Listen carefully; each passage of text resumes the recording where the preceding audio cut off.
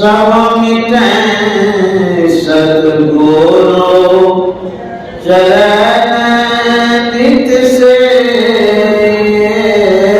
दुख दर्द भाव के सब मिटे सद्गुरु चरण नित से। गुरु भक्ति बिन कछु ना बने, मेरी सकल संतन कही। गुरु भक्ति बिन कछु ना बने। श्री सद्गुरु महाराज की जय। परमात्म सद्गुरु महाराज गुरुदेव महर्षि संत सेवी परमानंद जी महाराज, मंच पर उपस्थित पूज्य महात्मा गण, कटिहार शहर के प्रबुद्ध सत्संग प्रेमी महान भाव माता बहनों, आज गुरु भक्तों के द्वारा विशेष रूप से सत्संग का आयोजन किया जा रहा है। बड़ी श्रद्धा और विश्वास के साथ यह सत्संग हो रहा है। एक नहीं, दो भक्तों के द्वारा आज का सत्संग है। दोनों सज्जनों के द्वारा आज का सत्संग रखा गया।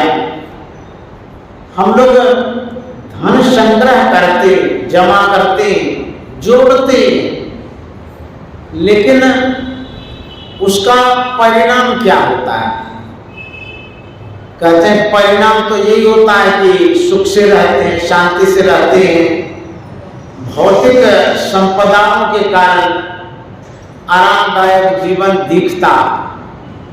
संत महात्मा कहते हैं जो भौतिक उपलब्धियां हैं, जो भौतिक जीवन का संसाधन है, वह छूटने वाला है, वह साथ नहीं जाएगा। कबीर साहब का बड़ा अच्छा ही वचन है, कहे कबीर अंत की बारी, हाथ झाड़ी क्यों चला जुआरी।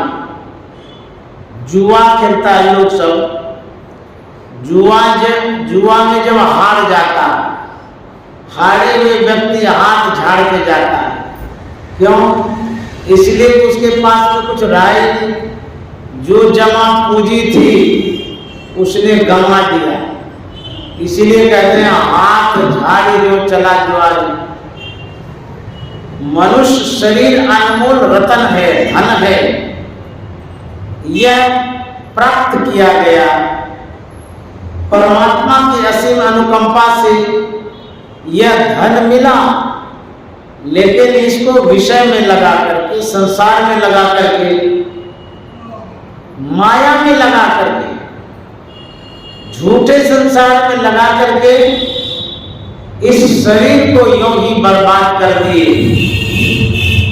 शरीर रूपी धन जब समाप्त हो जाता है, व्यक्ति के पास क्या बचता है? जो धन आपने कमाया, जमा किया, वह धन साथ नहीं जाता है। जो धन आपको परमात्मा के द्वारा मिला, वह भी शरीर रूपी धन आपने गंवा दिया। कबीर साहब कहते हैं कि कबीर सो धन सच्ची, जो आगे की होए, शीश चढ़ाए गांठड़ी, जात न देखा कोई।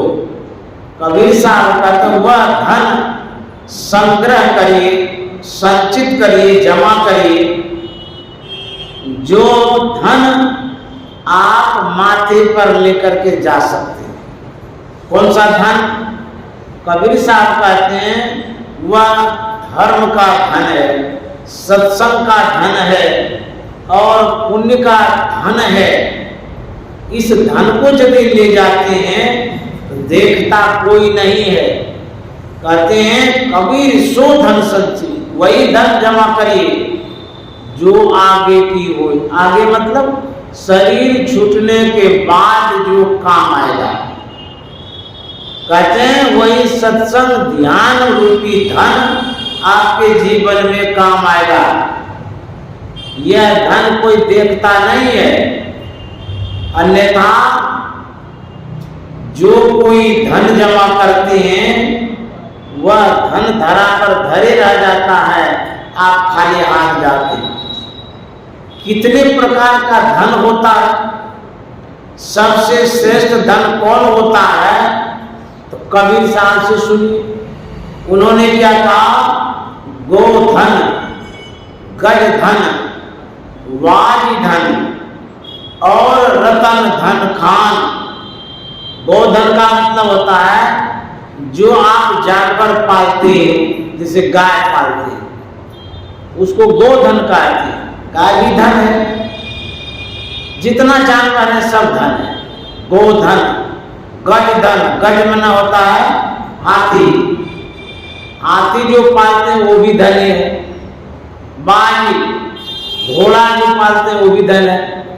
कहता और रतन धन खान, और भी बहुत तरह का धन होता है।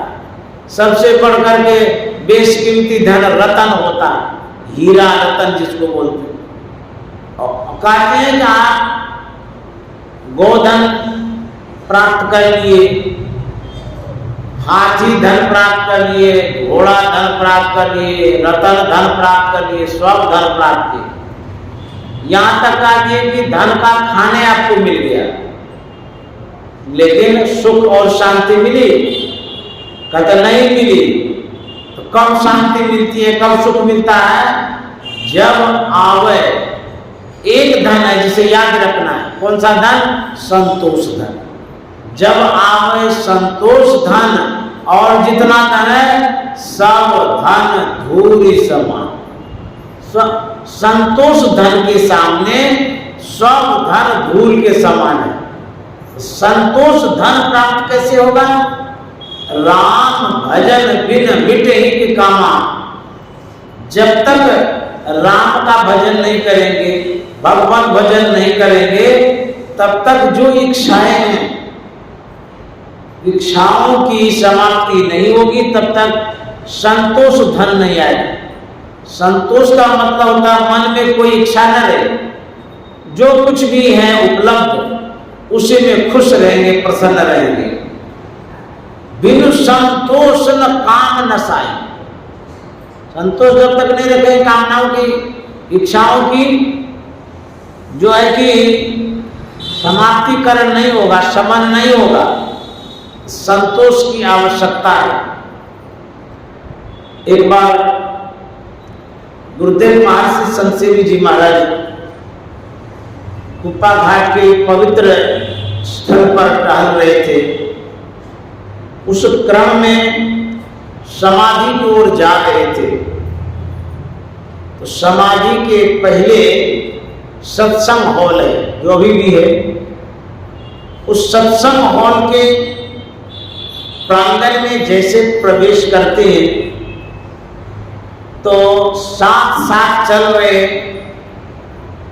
श्रीमान छेदीलाल राम का, जो कुप्पा घाट के वो व्यवस्थापक थे उस समय। मैं उनके पीछे जा रहा था। तो जैसे ही उस जगह पहुंचे सत्संग हॉल के पास, छेदीलाल रामका ने व्यवस्थापक के नाते गुरुदेव से कहा, पूछा, जानना चाहा क्या कि हुजूर जो ये हॉल है, इस हॉल को बढ़ा देना चाहते हैं, बड़ा हो जाएगा, सत्संगियों को बैठने के लिए आराम होगा। बाहर बरामदा पर सामियाना लगाना पड़ता, उसमें खर्चा भी होता है। चाहते हैं कि इसको बड़ा कर दें। यह सुनकर के गुरुदेव महर्षि संतसेवी जी महाराज ने कहा था कि छेदी बाबू, बहुत पसारा मत करो, कल थोड़े की आस, बहुत पसारा जिन किया कहते गए निराश। और कहे कि तेते पांव पसारिए जेती लांबी सौ, पैर उतना ही पसारिए जितनी लंबी चादर, ज्यादा पसारिएगा तो मच्छर काटेगा, परेशानी होगी, ठंड भी लगेगी। तो चादर कहने का मतलब आपकी जो कैपेसिटी है, आपके पास जो संसाधन है, आप जितने सामर्थ्यवान हैं उसी के अंदर रहिए, बहुत मत फैलाइए। बहुत लोग फैलाने में ही लगे रहते हैं, बढ़ाने में ही लगे रहते हैं। जब समय आता है तो समेट नहीं पाते।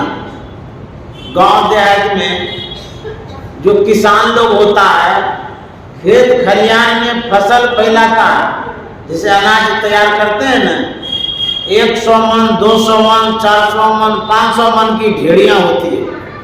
अब उसको पसार दिया सुखाने के लिए, एकाएक बादल लगा, इतना कम समय बचता है कि उसको समेट नहीं पाते हैं। उस बरसात में सब फसल दह जाती है। ले इतना काहे पसार, कहते इतना पसार मत करें, जितना संभाल सकें। कहने का मतलब है कि आपके पास जो कुछ भी है उसी में संतुष्ट रखिए, संतुष्ट रहिए। वही धन सबसे बड़ा धन है। है करते रहेंगे, करते करते जमा कर देंगे ढेर, लेके क्या जाएंगे, जमा करके यहीं छोड़ देंगे। इसीलिए साईं इतना दीजिए, जामे कुटुंब समाय, मैं भी भूखा न रहूं साधु न भूखा। इतना तो अवश्य चाहिए जिससे अपना भरण पोषण हो, अपनों का भरण पोषण हो, कुटुंब समाज परिवार जो भी आगे आगंतुक अतिथि उसका सत्कार कर सके। उसके अलावा की आवश्यकता नहीं है। कहते हैं धन जो है आवश्यक है, जरूरी है भौतिक जीवन के लिए, लेकिन आवश्यकता से अधिक नहीं होना चाहिए। अथवा कोई भी आप काम करते हैं संसार में, जो भी काम आपके जिम्मे है उसमें उतना ही पसार करिए जितना आप समेट सकते हैं, रख सकते हैं बढ़िया से। इसीलिए कहते हैं धन जो है होना जरूरी है, लेकिन उस धन के पीछे मानव तन रूपी धन गंवाना जरूरी नहीं। कहते हैं हम जमा तो करते हैं। संतों ने कहा कि जो हमारे पास संपत्ति आती है, संतति आती है, जो कुछ भी आता है उसमें सबसे बढ़कर के कौन धन होता? शंकर भगवान ने कहा गिरिजा संत समागम समन लाभ कछुआन। ये जो संत समागम है, सत्संग है, ये धन सबसे बढ़कर के। तो ये जो धन है यही सबसे बढ़कर के है, इसी का संग्रह करना चाहिए, जमा करना चाहिए। एक प्रोफेसर थे, बराबर साप्ताहिक सत्संग में कुप्पा घाट आ जाया करते थे, बराबर आते थे। एक दिन उनके मित्र ने कहा कि यार आपको देखते हैं बराबर कुप्पा घाट पहुंच जाते हैं रविवार को, क्या वही सत्संग होता है और कहीं सत्संग नहीं हो सकता है? प्रोफेसर साहब ने अपने मित्र से कहा नहीं, हमारे गुरु महाराज ने कहा है जहां रोज सत्संग करो। तो बोले जब जहां रोज सत्संग करो आप घर में नहीं करते, वहीं पहुंच जाते हैं।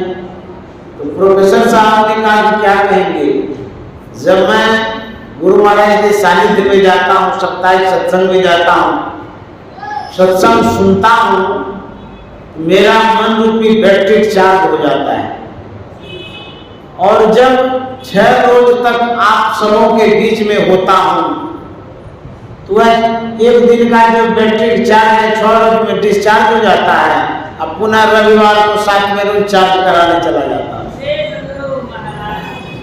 यह जो सत्संग है मन को प्रेरित करता है, प्रभावित करता है, सत्संग से लागी रहो रे भाई, तेरी बिगड़ी बात बन जाएगी। सत्संग से लगे रहना चाहिए। सत्संग यदि छोड़ देंगे, आपके हाथ में कुछ भी नहीं रहेगा। पानी भरने के लिए माताएं लोग पहले जाती थी, बाल्टी गिराती थी कुएं में, छोड़ पकड़ करके रखती थी, धीरे धीरे धीरे बाल्टी को नीचे गिराती थी, बाल्टी में पानी भरती थी, फिर छोड़ पकड़ के ऊपर कर लेती थी। यदि छोड़ छूट गया तो बाल्टी रस्सी सब गए। उसी तरह से जीवन का छोड़ सत्संग है, जोड़ सत्संग है, मोर ये सत्संग है। इसको नहीं छोड़िए। यदि ये छूट गया सब कुछ छूट जाए, आपके पास कुछ नहीं रहेगा, जीवन का मूल धन गायब हो जाए।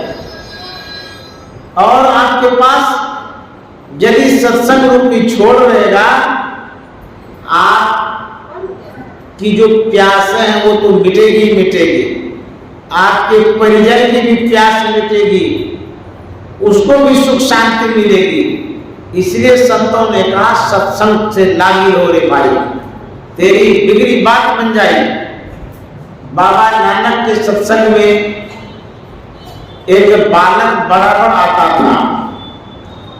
एक दिन बाबा नानक ने बालक से पूछा कि बाबू, मैं देखता हूं कि तू बराबर मेरे सत्संग में आता है। जो बड़े बड़े आदमी हैं, जो कुछ मैं कहता हूं सुनता समझता, इसलिए वो सत्संग में आता है। तो छोटा सा नामुन्ना बच्चा है जी, तू क्या सुनता समझता है जो मेरे सत्संग में आता? बच्चा जवाब देता है कि बाबा, जब मैं घर पर होता हूं, जिस समय मेरी माँ भोजन बनाती है, मैं चूल्हे के पास बैठा रहता हूं। मैं देखता हूं माँ को, जब वो मोटी मोटी लकड़ियों को चूल्हे में डालती है तो देर से जलती है, जब पतली पतली टहनियों को डालती है वो जल्दी जल जाती है। यह देख करके मेरे मन में हुआ, जो बड़े बड़े आदमी हैं, मोटी मोटी लकड़ियों के समान हैं, वो तो देर से मरेंगे। जो छोटे मोटे नन्हे बच्चे हैं, वो पतली टहनियों के समान है, वो जल्दी मर जाएंगे। यही जान करके मैं आपके सत्संग में आ जाता हूँ। बाबा नानक ने कहा, तू बच्चा है, तू तो बूढ़ा है। वास्तव में सत्संग को तुमने ही समझा, न बालक न यौवने न विरोधी कछु बंद, वह अवसर नहीं जानिए जब आए परे जब फंद। इस जीवन का क्या ठिकाना है, कब पूछ कर जाएंगे? आए हैं तो जाएंगे। राजा रंग फकीर एक सिंहासन चढ़े चले, एक बंधे जाते हैं। जो भी आए संसार में जाना ध्रुव निश्चित है, एक दिन अवश्य जाएंगे। लेकिन जाएंगे तो क्या लेके जाएंगे? कहते हैं खाली हाथ आए थे और खाली हाथ जाएंगे। लेकिन संत महात्मा कहते हैं कि यदि आप सत्संग ध्यान करेंगे, यह संस्कार जरूर लेके जाएंगे। यह संस्कार क्या करता है? कहता यह संस्कार परलोक का संसाधन है, परलोक की पूंजी है, परलोक की व्यवस्था में यह संस्कार सहयोग करता है। सबसे पहले गुरु महाराज ने कहा कि यदि आप सत्संग ध्यान अच्छे ढंग से करते रहेंगे जीवन पर्यंत, मोक्ष मिले या न मिले, लेकिन मनुष्य का शरीर अवश्य मिलेगा। ये गुरु महाराज ने कहा। सत्संग और ज्ञान का जो संस्कार है, मनुष्य शरीर दिलाता है। इसलिए सत्संग से लगे रहिए, सत्संग करते रहिए। और सत्संग यदि करते रहेंगे, यह लोक तो बनेगा बनेगा, परलोक भी बनेगा। एक बार कबीर साहब के पास बैकुंठ लोक से विमान आया। पार्षद ने प्रार्थना किया कि महाराज आपके लिए विमान आया है वैकुंठ लोक से, विष्णु भगवान ने भेजा है, इस विमान पर बैठिए और आप वैकुंठ लोक चलिए। कबीर साहब ने मना कर दिया, बोला कि हमें नहीं जाना वैकुंठ। कोई बच्चा यदि कोई खिलौना आप दे रहे हैं वो मना करता है, इसका मतलब है उस बच्चे को उस खिलौने से विशेष का पता है, इसीलिए मना करता है। कहता हम ये नहीं लेंगे, इससे भी बढ़िया खिलौना होता है। तो कबीर साहब कहते हैं कि हम वैकुंठ लोक नहीं जाएंगे। इसका मतलब है वैकुंठ लोक से विशेष लोक का पता कबीर साहब को है। राम बुलावा भेजिया दिया कबीरा रो, जो सुख साधु संग में सो वैकुंठ न हो। जो साधु संग में सुख होता है वह वैकुंठ लोक में नहीं होता है, इसलिए कबीर साहब हम वैकुंठ लोक नहीं जाएंगे। यह जो साधु संग है, यहाँ जो सुख मिलता है वो वैकुंठ लोक में नहीं मिलता है, क्योंकि स्वर्ग स्वल्प अंत दुखदायी, स्वर्ग की उपलब्धि तो हो जाती है लेकिन अंत में आवागमन में पड़ जाती है। इसलिए स्वर्ग से भी बढ़कर करके साधु संग है। साधु संग करने से आपको स्वर्ग से विशेष लोक की प्राप्ति होगी। इसीलिए संत महात्मा कहते हैं कि साधु का संग करना चाहिए।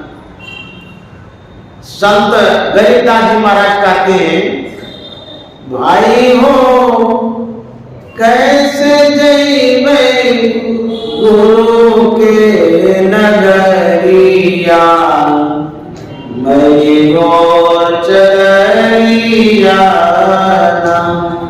भाई हो कैसे जइबे गुरु के नगरिया, मैं गोर चलिया।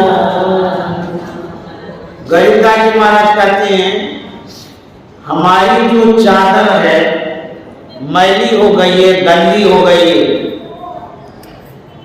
हम कैसे जाएंगे परमात्मा के धाम में, गुरु के धाम में, गुरु के नगर में? क्यों मैली हो गई है? यह चादर जो है कोई कपड़े की नहीं है, यह चादर हृदय की है, मन की है, संस्कार की है, जो विषयों में पड़ करके मैली हो गई है। ऐसा हुआ क्यों? गरीबदास जी महाराज उत्तर देते हैं, बतलाते हैं, इसका कारण यही है। चादर मैली होने का जो रीजन है, जो कारण है, वो बतला रहे हैं। एकाएक धनी बिसरैनो, दूजा दुविधा में लिपटैनो। एक धनी बिसरैनो, दूजा दुविधा में लिपटैनो। तीजा तीन गुणन के लागन छे बजरिया, मेरी गोर चगरिया।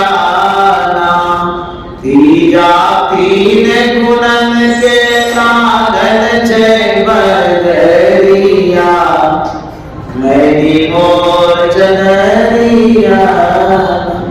गरीबदास जी महाराज कहते हैं, चादर मैली होने का जो मुख्य कारण है, विशेष कारण है कि एकाएक धनी विसर, आप परम परमात्मा को भूल गए, परमात्मा की विस्मृति हो गई है, परमात्मा के प्रति कोई रुझान लगाव नहीं है।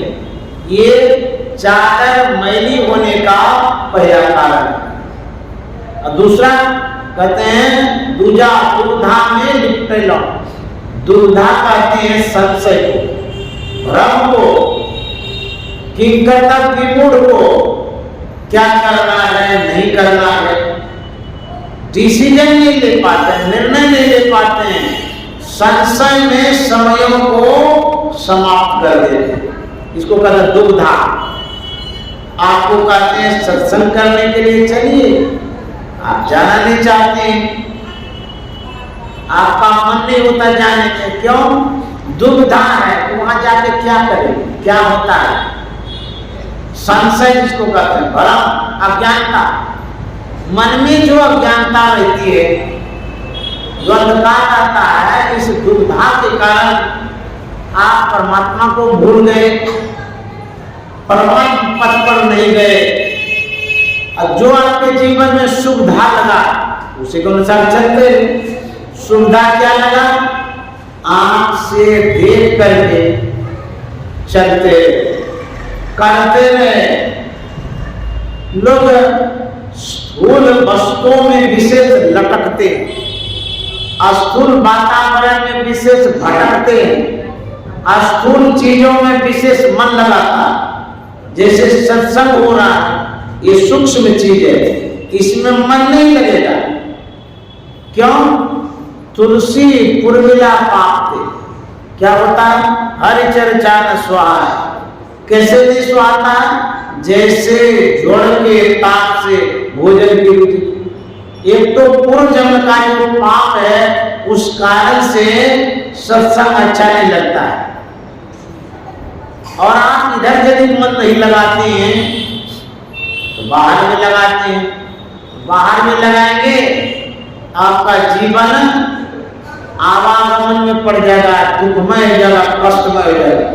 संत महात्मा कहते हैं सूक्ष्मता की ओर बढ़िए, सत्संग की ओर बढ़िए, ज्ञान की ओर बढ़िए।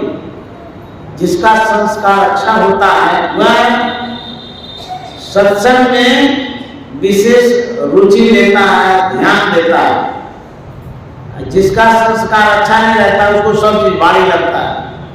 उपनिषद में लिखा हुआ है, भारो विवेकिना शास्त्रम भारो ज्ञानम चौरागिना अशांतस्य मनोभाव भारो न विदोको। जो अविवेकी है उसके लिए ज्ञान भाव, ज्ञान की बात करते रहिए, उस न सुनेगा न समझेगा। भारो ज्ञानम चौरागिना, जो रागी है, रागी का मतलब लगाव, आसक्ति, जुड़ाव, जो विषय को छोड़ने नहीं चाहता, संसार को इतना पकड़ा है उससे दूर होना नहीं चाहता है। कहते उसको ज्ञान की बात करिए, कहिए तो वो नहीं सुनना चाहेगा, समझेगा भी नहीं। भारो ज्ञान चौरागिना अशांतस्य मनोभाव। जो व्यक्ति अशांत हो गया है, जिसको टेंशन हो गया है, उलझन हो गया है, समस्याएं हो गई है, उसके लिए उसी का मन भारी है। कहते हमारा मन भारी जैसा लगता है, हमको कुछ सोचता ही नहीं है, हमको कोई बात समझ में नहीं आती है। क्यों? टेंशन में है, अशांत है। जब मन में टेंशन होता है, मन समस्याओं से घिर जाता है, उलझन में जब आता है, उसको अच्छी बात अच्छी ही नहीं लगती, ज्ञान की बात अच्छी नहीं लगेगी, सत्संग की बात अच्छी नहीं लगेगी। और कहते हैं उसका मन ही भारी। जब मन भारी है तो और क्या वो काम कर सकता है? मान लीजिए आपके माथे पर 1 कुंटल बोझा दे दे और उसको आप ले जा रहे हैं और कोई काम करिएगा? बात भी नहीं करना चाहेंगे। क्यों? इतना भार हो गया है, उस भार से आप दबे जा रहे हैं, इतना दबे जा रहे हैं आपका मन नहीं करता बात करने का। कबीर साहब ने कहा है, समुद्र लहर को छोड़िया मन लहरे घनिया कीर्तिक आय समाये कीर्तिक जाय विषय। समुद्र में लहरें उठती है। लहर का मतलब होता है तरंग, उछाल, उफान। जो पानी है उछलते रहता है, उसको लहर कहते हैं। वह जो समुद्र में लहर है, उसमें कोई पड़ जाए तो उसमें पड़ने से व्यक्ति परेशानी में पड़ जाता है, और कितना आदमी डूब के मर भी जाता है समुद्र में लहर में। तो कबीर साहब कहते हैं समुद्र में जो लहर है, उस लहर में पड़ने से तो कितना आदमी मर जाता है, मन में जो लहर है, कहते हैं समुद्र लहर से जो मन में लहर है कहते घनिया। घनिया का मतलब होता है बहुत घना, बहुत तेज मन लहर घनिया। कहते हैं खेती का है समय में खेती जाए बिसरा। कितने आदमी उसमें जब पड़ जाते हैं तो विलीन हो जाते, क्योंकि कहाँ विलीन होता है, विलीन होता है, रोज होता है विलीन। ये जो लहर है, जो तरंग है मन का, इसमें डूबता है लोग। इस लहर में लोभ लालच का भी लहर है, चाहना का भी लहर है, तृष्णा का भी लहर है, वासना का भी लहर है, विषय का लहर है। जो आप चाहते हैं उसकी लहरें मन में उठती रहती है। जैसे आप अपनी इच्छा जाहिर करते हैं कुछ प्राप्त करने का, यदि नहीं मिलता है तो गुस्सा आ जाता है। पहले तो चाहना की लहर थी, आपूर्ति हुई नहीं, क्रोध आ गया। तो क्रोध का जब लहर आता है तब क्या होता है, क्रोध में व्यक्ति अबोध हो जाता है, लड़ाई करेगा, मारपीट करेगा, झगड़ा करेगा। इस तरंग में पड़ करके डूबता है, अर्थात प्राण गंवाता है। इसीलिए संत महात्मा कहते हैं मन की जो तरंग है, जो लहर है, इसको शांत करने के लिए संतोष की आवश्यकता है। संतोष जब तक नहीं रखेंगे तब तक आपके जीवन में शांति नहीं आएगी। संतोष रखेंगे कैसे? परम प्रभु परमात्मा ने जो धन आपको दिया है उसी में खुश रहिए, प्रसन्न रहिए। जितना आपके पास है, जितना आपके पास सामर्थ्य है, उसके अनुरूप आप प्रयास करें। ऐसा नहीं है कि चुपचाप बैठे रहिए, काम ही नहीं करिए। संत महात्मा कहते हैं जो रोजगार, जो काम है उसको करना है, उसके बाद भजन भी करना। खाली सुबह से शाम तक पैसा कमाने में ही लगे रहेंगे, सत्संग भजन नहीं करेंगे, फिर आपका जो जीवन है वह अधूरा हो जाएगा। जब आप इतिहास को पढ़ते तो पता चलता है कि सम्राट अशोक अपने पूरे साम्राज्य के संसाधन को छोड़ करके संत के शरण में गए, भगवान बुद्ध के अनुयायी बन गए, उनके ज्ञान को उन्होंने स्वीकार किया और उसी के अनुरूप अपने जीवन को ढाल दिया। सम्राट अशोक के जीवन को आप जानते हो, उतनी संपत्ति, उतना साम्राज्य, तब भी वो अपने जीवन को एक साधु संत के पीछे लगा दिया। सम्राट शिवाजी महाराज, सम्राट है तो संपत्ति कितनी होगी, कहते हैं उस संपत्ति को पाकर के भी संत सद्गुरु के शरण में चले गए। संपत्ति से सहूलियत आपको मिलेगा, संपत्ति ही सब कुछ नहीं है। संपत्ति से यदि शांति मिलती तो भगवान बुद्ध घर का क्या क्यों करते? वो तो राजा का लड़का था, राजा शुद्धोधन का लड़का था। जब राजा का लड़का है तो घर त्यागने का क्या काम? लेकिन साधन से शांति मिलती है, ध्यान करने से शांति मिलती है। इसलिए गरीबदास जी महाराज कहते हैं चौथा चार वेद पढ़ियाए, पचमा प्रेम भक्ति नहीं पाए। चौथा चार वेद पढ़ियाए, पचमा प्रेम भक्ति नहीं पाए। छठा छल बल से भारत छे कोठरिया। इसलिए मैंने मोर चरिया नाम। छठा छल बल से भारत छे कोठरिया। मेरी मोर चलैया नाम, आई हो कैसे जय मैं गुरु के नगरिया, मेरी मोर चलैया। गरीबदास जी महाराज कहते हैं चौथा चार वेद पढ़ जाए।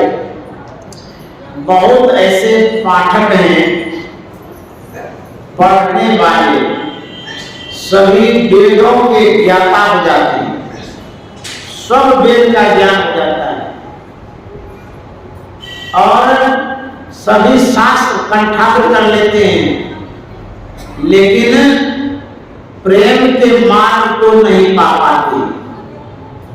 प्रेम भक्ति का जो रास्ता है उस पथ पर नहीं चल पाते।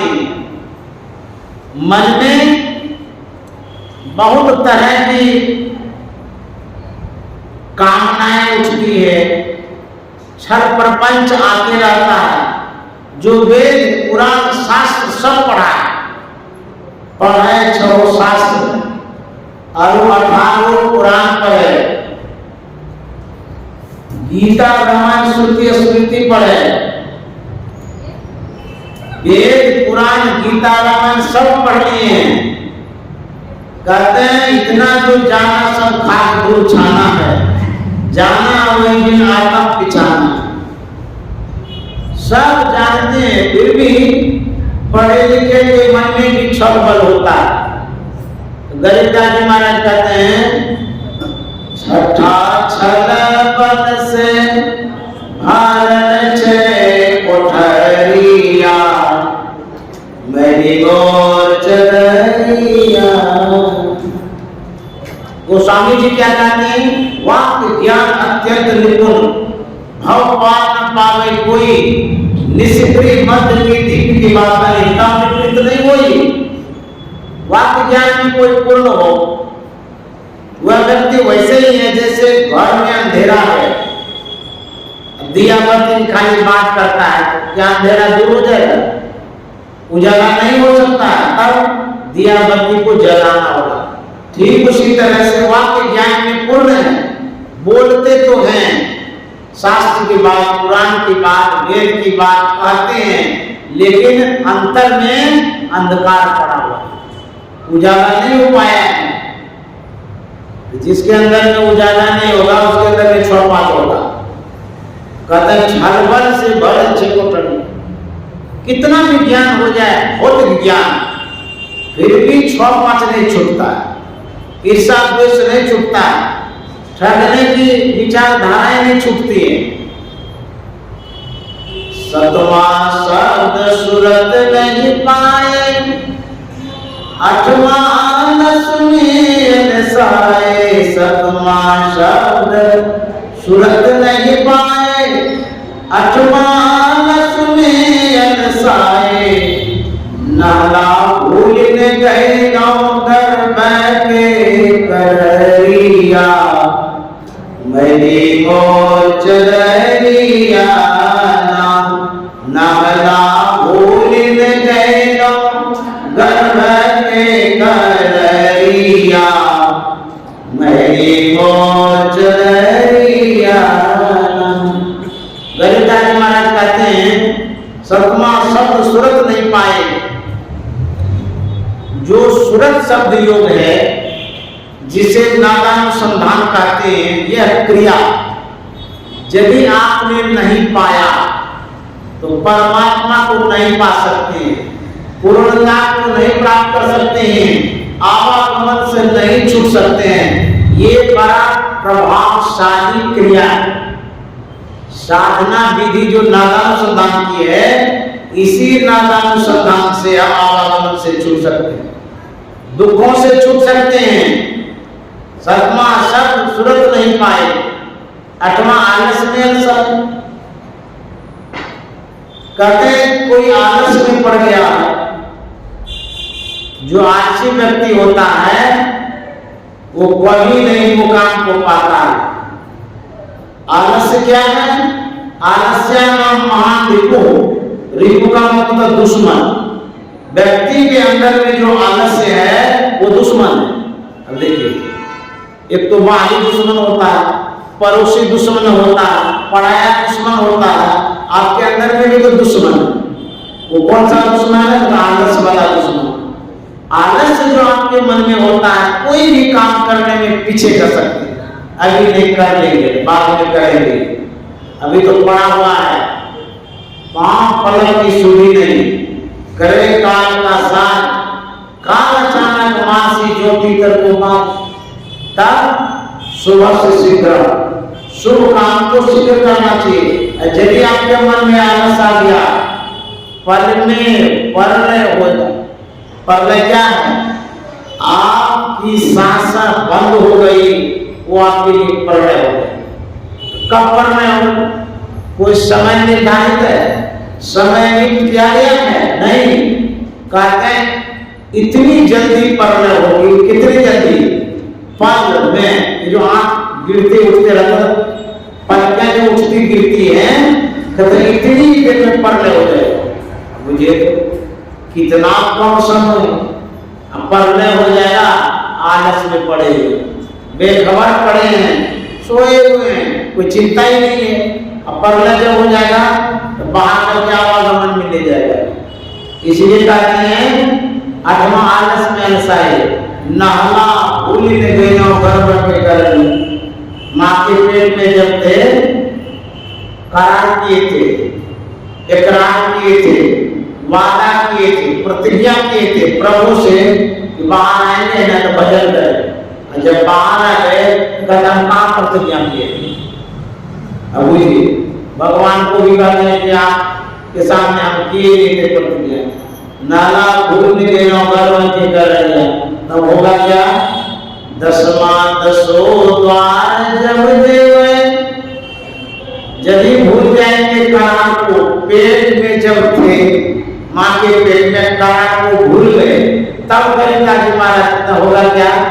पहला दसो द्वार जब देवे, जम के पगला देखी डरेवे। अब देखिए जमरा से भेंट होगी, जमरा से जब भेंट होगी तब क्या हाल होगा? पहला दसो द्वार जब देवे, जम के पगला देखी डरेवे। इधर माई को पहना गयो ज्ञान बिचरिया, इसीलिए मैंने वो चलरिया ना। इधर माई को पहना गयो ज्ञान बिचरिया, मैंने वो चलरिया ना। अंत में ललिता जी महाराज कहते हैं, बरवा बार बार चेताए, कारण गरीब दास समझाए। बरवा बार बार चेताए, कारण गरीब दास समझाए।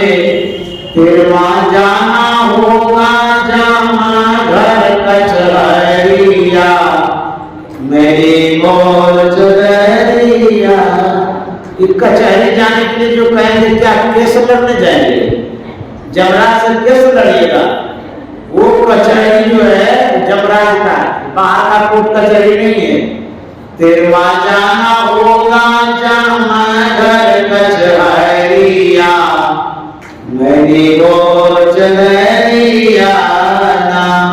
भाई वो कैसे जय मैं गुरु के नगरिया, मेरी मौज दरिया। श्री सद्गुरु महाराज की जय। आप सबों को बहुत बहुत साधुवाद, धन्यवाद। आप लोग बड़े अच्छे श्रोता हैं, बहुत तादाद में किसी भी दिन पहुंच जाते हैं।